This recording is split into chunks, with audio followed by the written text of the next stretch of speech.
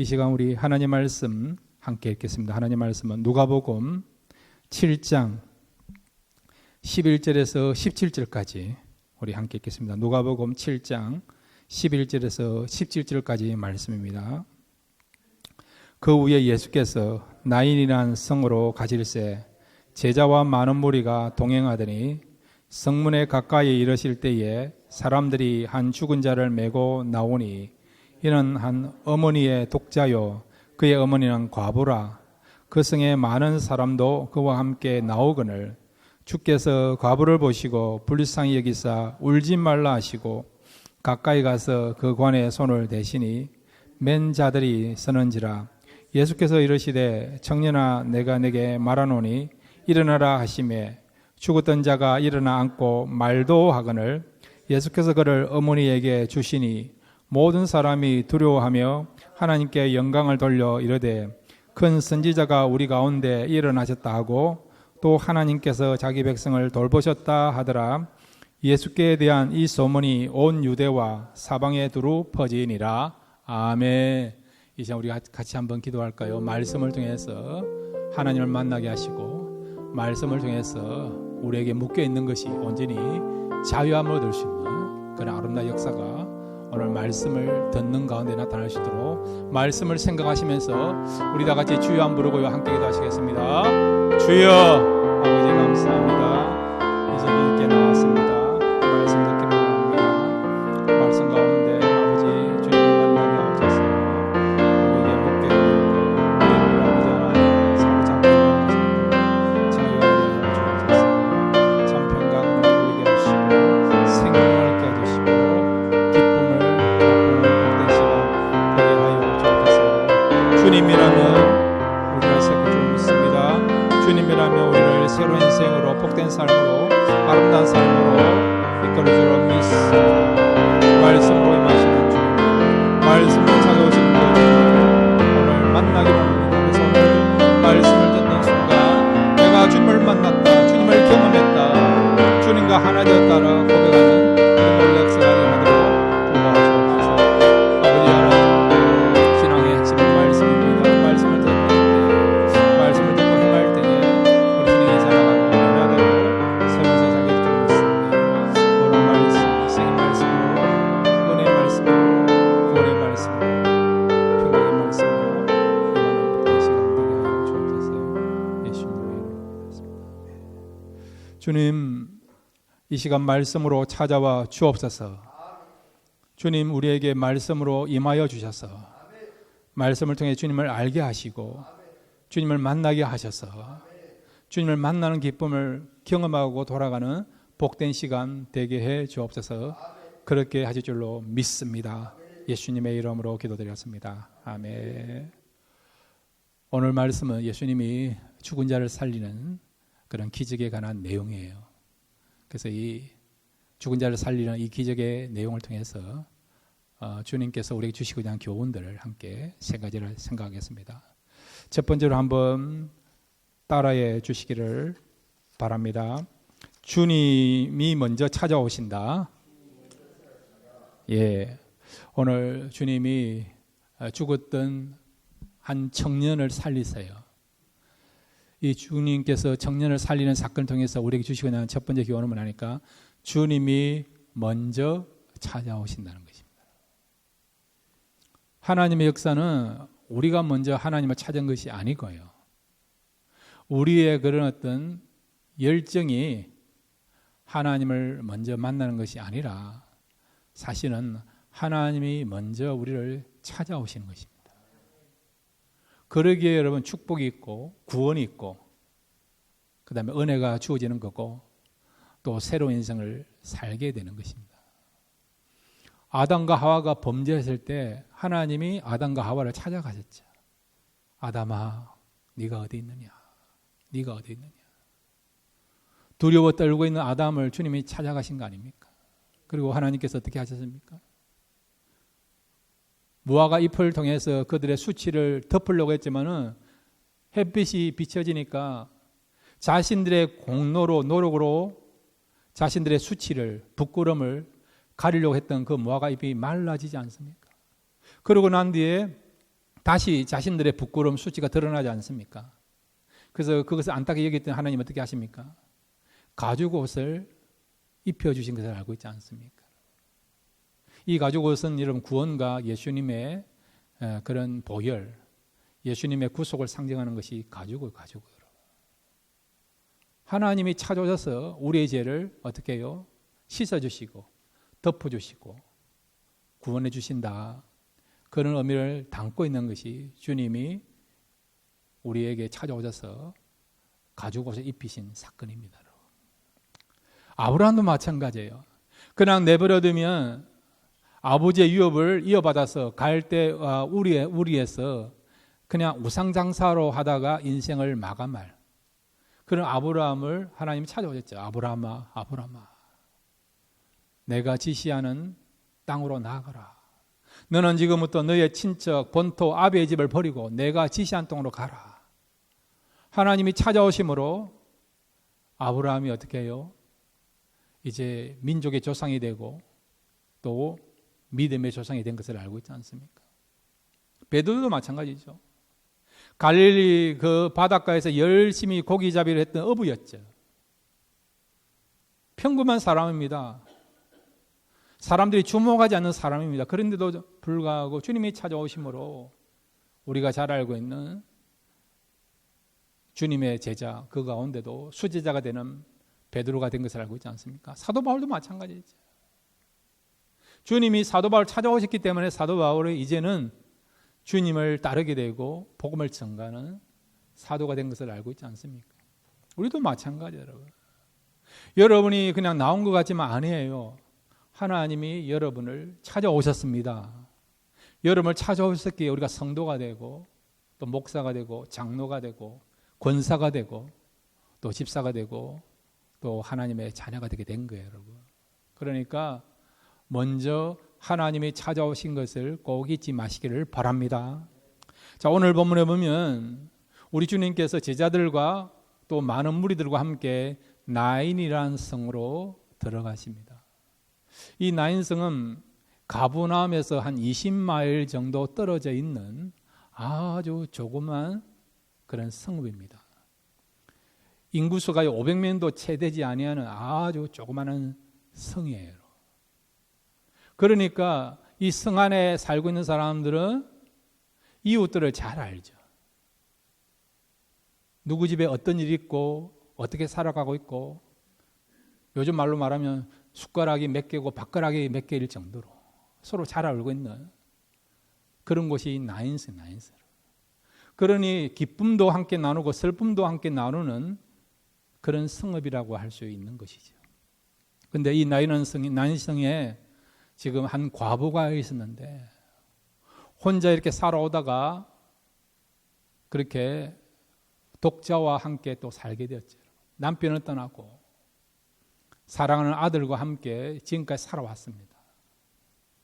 남편이 떠났으니까 아들이 이 과부에게는 희망이요, 위로자요, 또한 아들을 통해서 기쁨을 누리고 있는 그런 생활을 하고 있는 상황이었죠.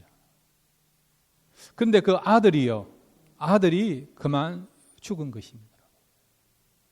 자, 여러분, 과부가 독자를 키웠으니까 얼마나 지극정성으로 독자를 키웠습니까? 이제 청년이 되었습니다. 청년이 되었다는 것은 어머니의 사랑을 알고 얼마든지 어머니께 효도할 수 있는 그런 나이가 되었다는 것을 말씀해 주고 있는 것이죠. 그런데 그만 그 청년이 죽은 것입니다. 남편도 세상을 떠난 지가 얼마 안 됐는데 아들까지 세상을 떠난 거예요. 그러니까 그 슬픔이 얼마나 대단하겠습니까? 그러니까 이 과부는 극한 그런 슬픔을 겪고 있는 그런 상황이라 할 수 있는 것이죠. 그런데 주님이 어떻게 해요? 이 모든 것을 아시고 과부가 요청하지 아니했음에도 불구하고 주님이 슬픔을 당하고 있는 이 난승에 찾아오셨고 과부를 위로하고 계시는 것을 보게 됩니다. 여러분, 주님은 여러분을 아십니다. 여러분의 모습을 아세요. 사람들이 알지 못하는 그런 눈물을 알고요, 고통을 알고 상처를 알고 그런 외로움을 알고 계시고 힘든 점을 알고 계십니다. 그래서 주님 찾아오셔서 위로해 주십니다. 용기를 주십니다. 길이 안 보일 때는 길을 열어주십니다.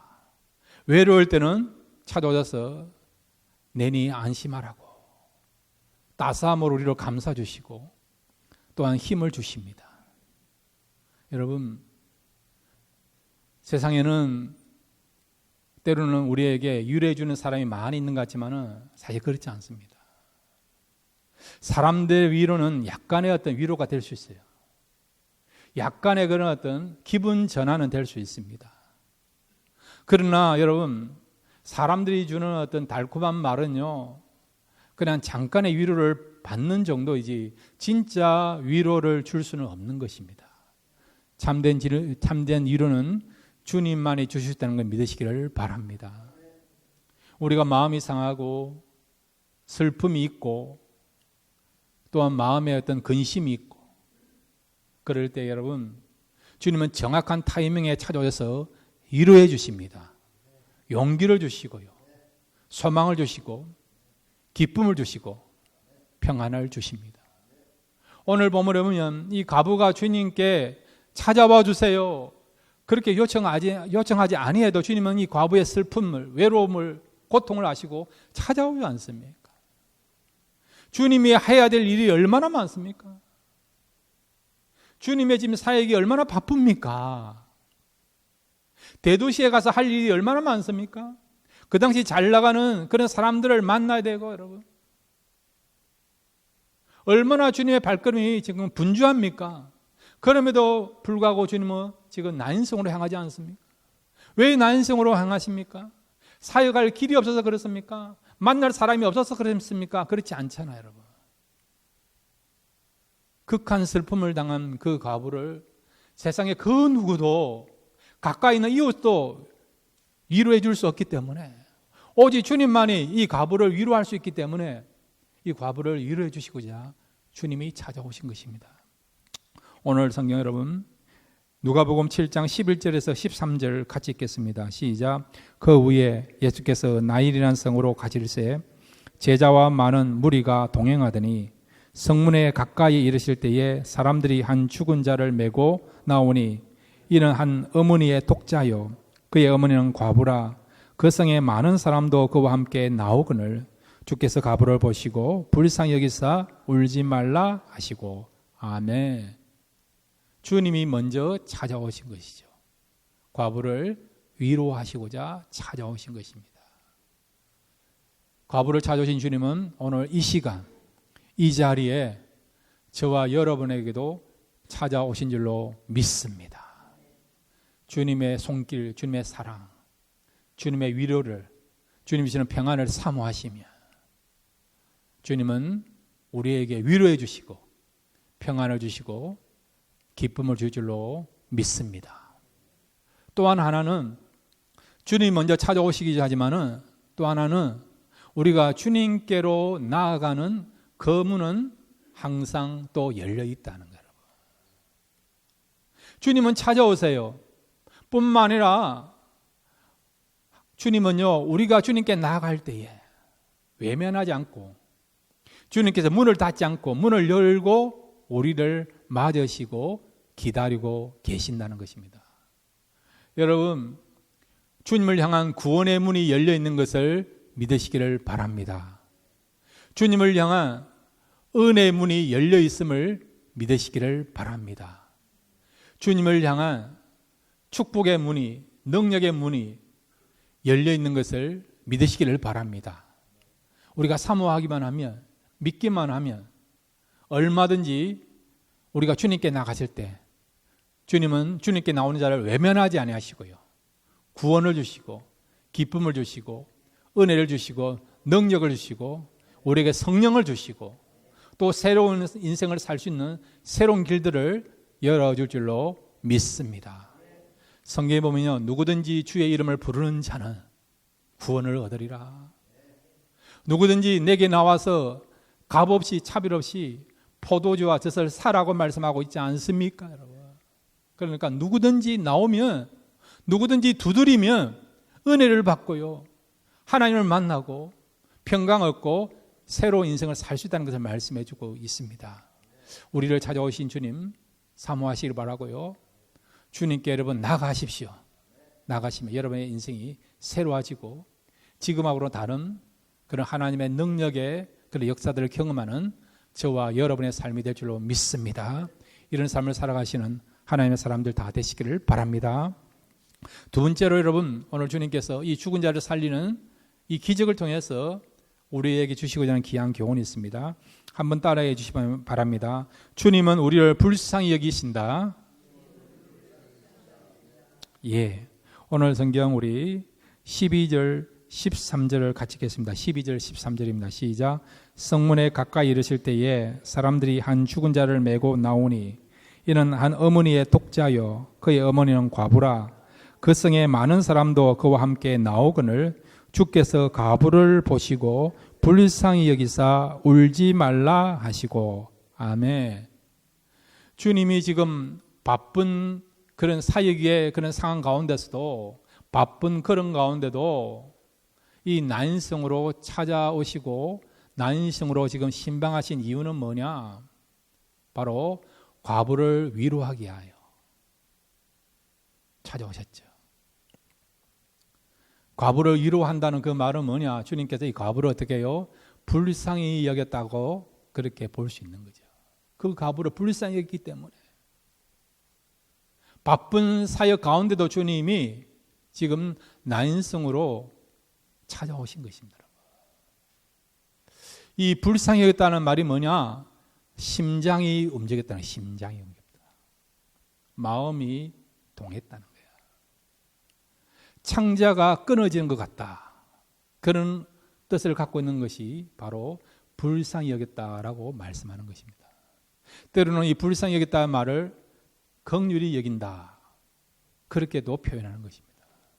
구약에 보면 여러분, 긍휼히 여긴다, 히브리가 헤세드라는 단어거든요. 그 말은 하나님께서 우리를 불쌍히 여기신다, 긍휼히 여긴다, 그런 뜻을 갖고 있는 것이죠. 자, 여러분, 사람들은 때로는 동정하는 경우가 참 많아요. 동정하는 경우로.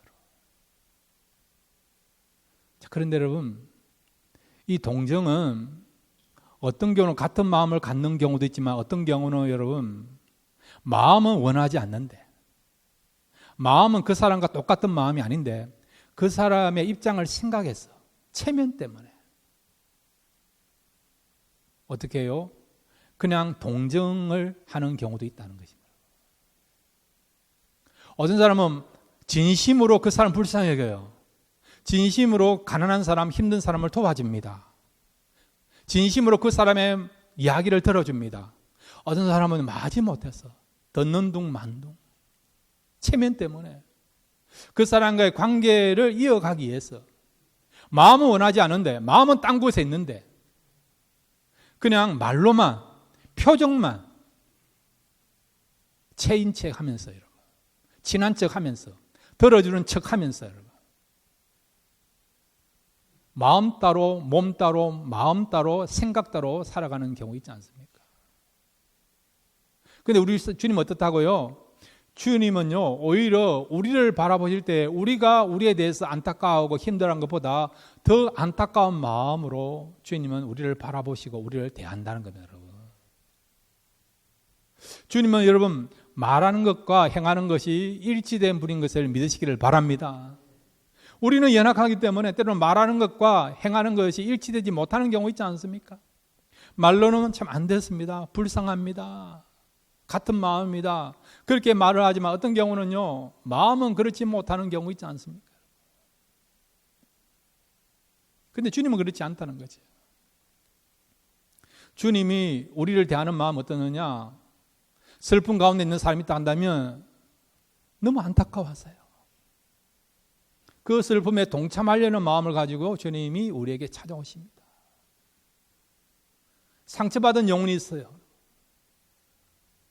주님은요, 그 상처받은 영혼들을 너무 안타까워하십니다. 죄 가운데 있는 영혼이 있습니까? 안타까워했습니다. 나사로가 죽었을 때 주님께서 그 나사로 무덤 앞에 가셔서 통분히 여기셨다, 그렇게 말씀하시면 통분히 여기셨다. 왜 주님이 우셨습니까? 조금 있으면 나사로가 살아날 건데 왜 주님은 이 나사로 무덤 앞에서 울으셨습니까? 그 이유는 뭡니까? 죄로 말미암아 절망과 죽음과 고통을 당하는 그 인생을 생각하니까 너무 안타깝지 않습니까? 주님을 모시지 않고 마귀의 종이 되어서 따라가는 그 인생을 생각하니까 마귀의 유린당하는, 끌려당하는, 마귀의 종로를 하는, 죄의 종로를 하는 그런 인생들 생각하니까 너무 안타까워하신 거죠, 여러분. 그래서 주님은 그것을 바라보시고요, 통분히 여기신 것이죠. 여러분, 주님은 여러분이 안타까운 것보다 더 안타까운 마음으로 여러분을 대하시고 바라보는 것을 믿으시기를 바랍니다. 우리 주님은요, 우리가 불쌍히 여기시는 분이에요, 여러분. 그런데 주님이 불쌍히 여겼다는 것은 여러분 말로만 끝나는 게 아니고요, 마음만 전달하는 게 아니라 한번 따라해 주시기 바랍니다. 주님이 불쌍히 여기시면 역사가 나타난다. 이 사실 믿으시기 바랍니다. 주님이 불쌍히 여기사 갑으로 찾아오셨죠. 울지 말라 하셨습니다. 그리고 어떤 일이 벌어집니까? 관 안에 있는 청년을 향해 선포하지 않습니까? 청년아 일어나라 선포했더니 죽었던 청년이 일어나지 않습니까? 이것이 주님의 불쌍히 여기시는 마음이라는 거예요, 여러분.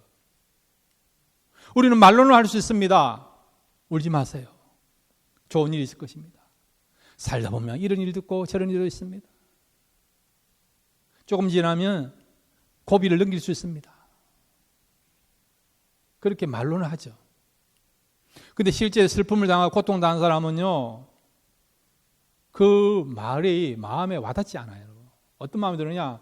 당신도 내가 당하는 슬픔 당해보세요.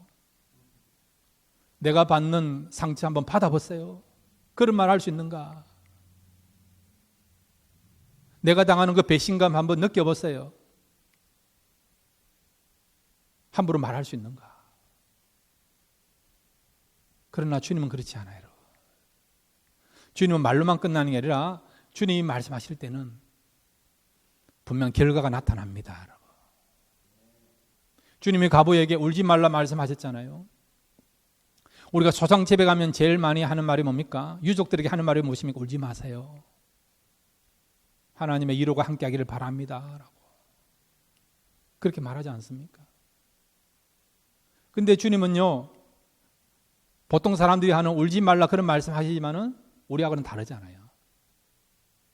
주님 말씀하실 때는 내가 울지 않도록 하겠다, 그런 의미를 담고 하신 것이 울지 말라라고 말씀하시는 것입니다. 그래서 주님이 울지 말라 하시고 어떻게 하셨습니까? 청년을 살아나게 하시지 않습니까? 죽었던 청년을 일으켜 세우지 않습니까, 여러분? 이렇게 여러분, 주님이 불쌍히 여기시면 역사가 나타나는 걸 꼭 믿으시기를 바랍니다.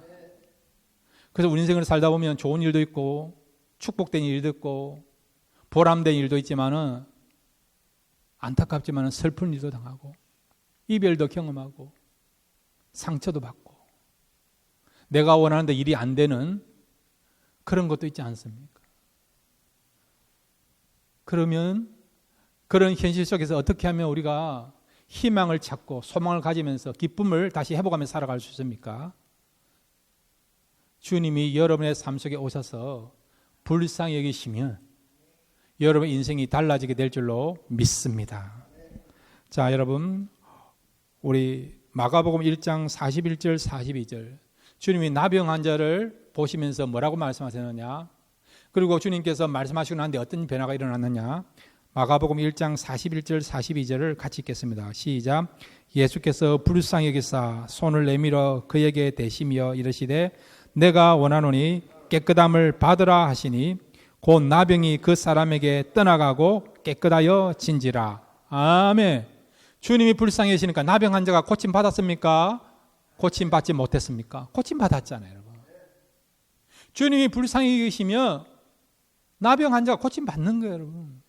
주님이 불쌍히 여기시니까 5병이의 기적이 일어나고 7병이의 기적이 일어나게 된 거예요, 여러분. 오늘도 주님께서 독자를 잃은 그 과부를 불쌍히 여기시니까 어떤 일이 벌어집니까? 자, 여러분, 누가복음 7장 14절 15절 같이 읽겠습니다. 누가복음 7장 14절 15절입니다. 시작. 가까이 가서 그 관에 손을 대시니 맨 자들이 서는지라.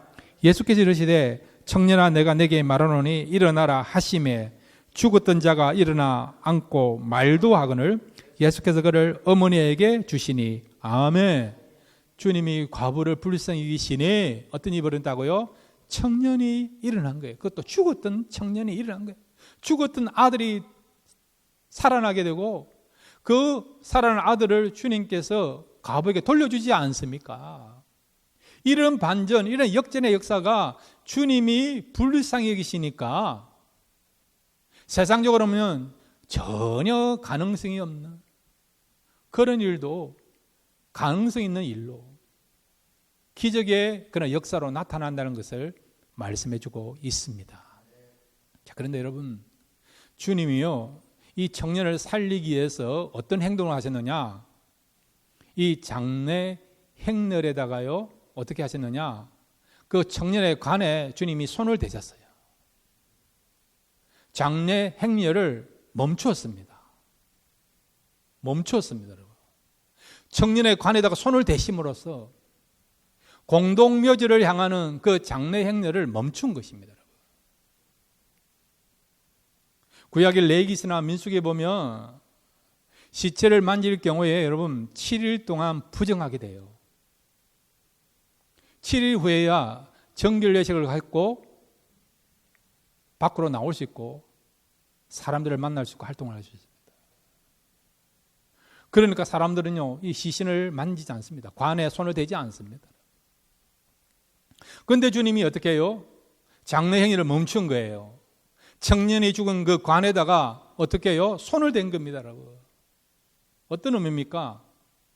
주님이 관에다 손을 댔다는 것은 역사를 바꾸겠다는 거예요, 여러분. 행렬을 바꾸겠다는 거죠, 여러분. 공동묘지를 향하는 그 행렬을 어떻게 해요? 어떻게 해요? 집으로 돌아가게 하겠다는 겁니다. 절망과 그 다음에 여러분 죽음이라고 하는, 슬픔이라고 하는, 허무라고 하는 그런 행렬을 어떻게 해요? 바꾸어서 절망이 아니고 소망이, 죽음이 아니고 생명이, 허무가 아닌 기쁨이고 의미고 가치 있는 인생으로 만들어 가겠다는 것입니다, 여러분. 이것이 여러분 주님이 우리를 불쌍히 여기시는 그런 마음이요, 주님이 우리를 불쌍히 여기시면 이런 역사가 일어난다는 것을 말씀해 주고 있습니다. 사랑하는 성도 여러분, 오늘 이 자리에 주님이 찾아오셔서 여러분의 인생을 불쌍히 여기시기를 바랍니다. 우리 교회를 불쌍히 여기시고 여러분의 가정, 여러분의 사업장, 여러분의 직장생활과 여러분의 자녀들 인생 속에 불쌍히 여기시는 은혜가 임하기를 바랍니다. 그러면 여러분, 이 청년의 관에 주님께서 손을 대심으로 죽었던 청년이 살아난 것처럼, 새로운 인생을 살게 되는 것처럼 주님이 불쌍히 여기심으로 우리 인생에 손을 대심으로 우리 인생에 이제는 기쁨이 있고 행복이 있고 승리가 있고 축복이 있고 회복이 나타나는 그런 인생으로 살아가야 될 줄로 믿습니다.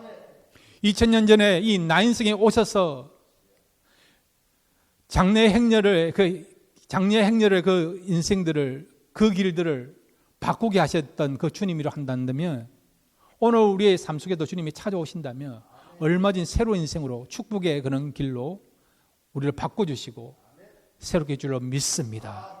날마다 여러분 기도하실 때 주님 불쌍히 해달라고 여러분이 진심된 마음을 가지고 기도하시고 주님을 부르주시면, 여러분의 마음이 주님께 상달되면 주님도 불쌍히 여기심으로 말미암아 여러분 인생이 지금보다도 더 축복되고 은혜를 누리고 승리하는 복된 삶을 살게 될 줄로 믿습니다.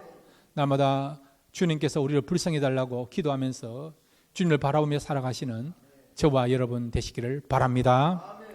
세 번째로 여러분, 오늘 이 죽은 자를 살리시는 사건을 통해서 우리에게 주시는 귀한 교훈이 있습니다. 한번 따라해 주시기 바랍니다. 주님은 생명을 살리시는 분이시다. 예, 주님은요 어떤 분이냐고요? 생명을 살리시는 주님이십니다. 오늘 성경 우리 누가복음 7장 14절 15절 같이 읽겠습니다. 시작. 가까이 가서 그 관에 손을 대시니 맨 자들이 서는지라 예수께서 이르시되 청년아 내가 내게 말하노니 일어나라 하시매 죽었던 자가 일어나 앉고 말도 하거늘 예수께서 그를 어머니에게 주시니 아멘. 자, 여러분 오늘 이 본문의 내용은 병든 자를 고치신 것입니까? 죽은 자를 살리신 것입니까? 죽은 자를 살리신 거예요. 여러분. 예수님 어떤 분이라고요? 죽은 자를 살리시는 분. 생명을 다시 일으키시는 주님이라는 것을 말씀해 주고 있습니다. 병든 자를 고치는 것도 대단한 일 아닙니까? 여러분? 아무나 여러분 병을 고칩니까? 근데 주님은 병을 고치는 정도가 아니고요. 이미 호흡이 끝나 이미 시체가 된 살아날 수 있는 가능성이 0%인 죽은 자를 살리는 거예요. 죽은 자를. 여러분 죽은 자는 어떤 위치입니까? 생명에서 가장 낮은 자리에 있는 자가 죽은 자 아닙니까? 그런데 가장 낮은 자리에 있는 생명이 없는 그런 사람이요 살아난 거예요. 여러분. 살아났다는 것은 가장 낮은 자리에서 가장 높은 자리로 올라갔다는 겁니다. 여러분. 이것만큼 큰 반전과 역전이 어디 있습니까? 그래서 에베소 2장 1절에 사도 바울은 이렇게 우리에게 말씀하고 있습니다. 에베소 2장 1절 같이 읽겠습니다. 시작.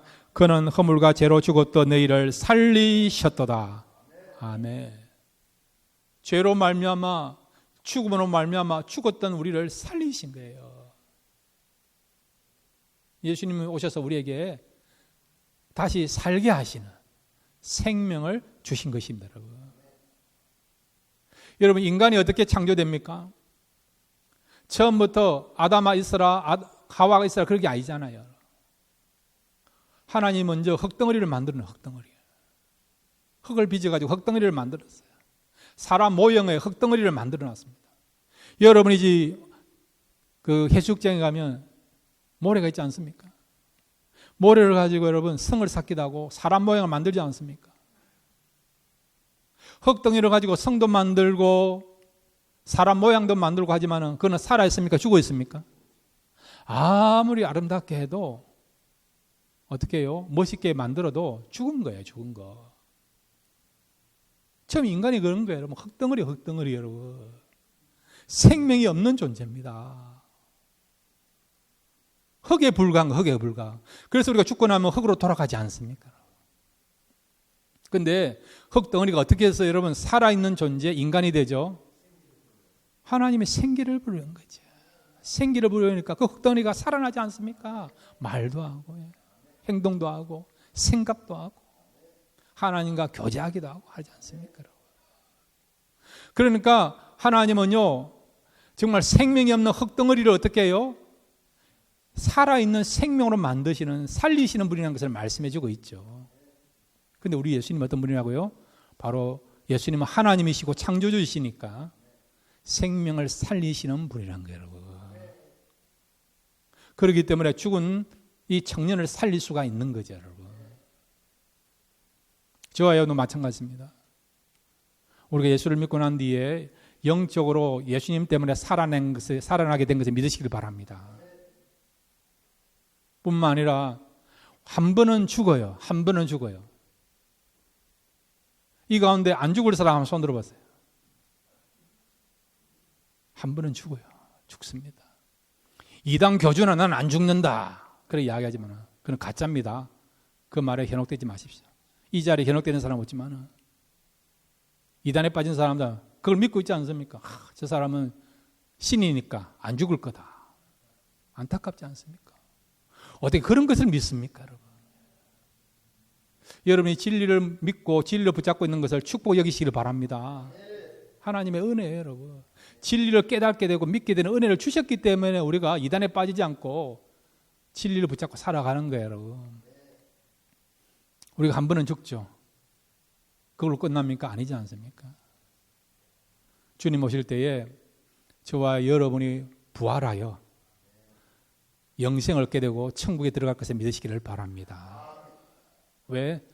우리 주님은 우리를 살리시는 주님이시니까. 우리 하나님은 생명 없는 흙덩어리를 살리시는, 생명을 있게 하시는 하나님이시니까.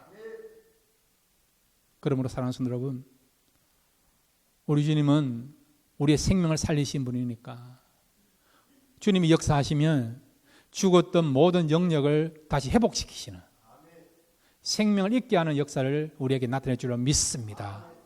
우리의 몸도 그렇고 우리의 마음도 그렇고 우리의 삶도 그렇고, 여러분. 주님이 역사하시면, 주님이 은혜를 베풀어 주시면, 주님이 능력을 나타내시면 얼마나 죽었던 모든 것들이 살아나는 그런 역사가 나타날 줄로 믿습니다. 날마다 주님을 바라보므로 주님을 통해서 다시 우리가 생명이 살아나서 남은 생에 하나님을 기쁘시게 하고, 생명 있는 자로, 또 생명이 살아있는 자로, 또 영원한 생명을 이미 가진 자로서 우리가 긍지를 가지며 살아감으로 말미암아 하나님을 기쁘시게 하고, 세상 사람들에게 참 생명의 주가 누군가를 보여주는 일에 귀하게 쓰임받으며 살아갈 수 있는 하나님의 사람들 다 되시기를 주님의 이름으로 축원드립니다.